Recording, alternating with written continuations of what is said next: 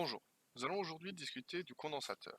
Alors je pars du principe que vous avez déjà lu les premières pages concernant ce chapitre, mais je vais quand même rappeler ce qu'est un condensateur. Alors, le condensateur est un des trois éléments de base de l'électricité avec la résistance et la self-induction.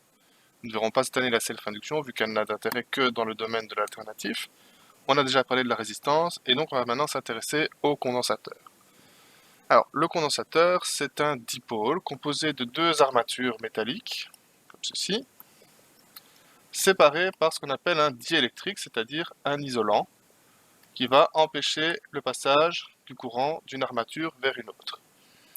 Alors, en électricité, on le symbolise comme ceci, et il a un rôle fondamental dans le filtrage, mais aussi dans la mémoire et dans le lissage.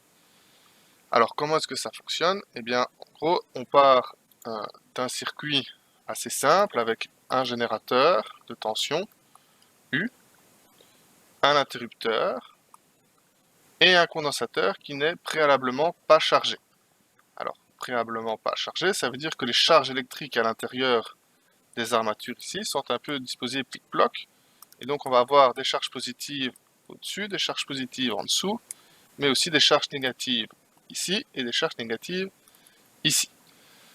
Au moment où je vais venir fermer l'interrupteur, comme ceci, je vais donc soumettre le condensateur ici à une différence de potentiel et les armatures vont se polariser. L'armature du dessus va voir toutes ces charges positives chasser vers l'armature du dessus, du fait du sens plus du générateur, et les charges négatives vont être chassées dans l'armature du bas.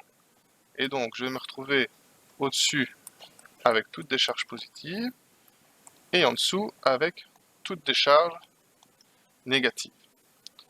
Le but étant après de réouvrir l'interrupteur. Je vais passer ce que j'ai fait. Hop. Et d'ainsi avoir un condensateur chargé que je vais pouvoir utiliser pour faire autre chose. Alors pour faire autre chose, ça peut être quoi? Par exemple, ça pourrait être pour alimenter une résistance que je viendrai placer ici, elle-même sur un interrupteur. Hop.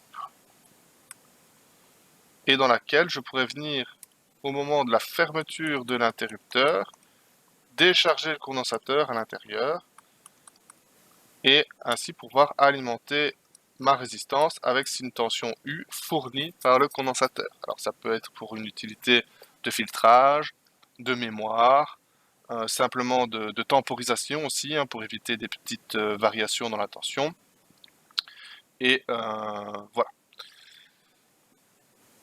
Alors, il y a une règle qui permet de lier la tension, la capacité et la quantité de charge. C'est la loi qui dit que C, donc la capacité d'un condensateur, c'est égal à la quantité de charge que portent ces armatures, divisé par la tension aux bornes de ces armatures.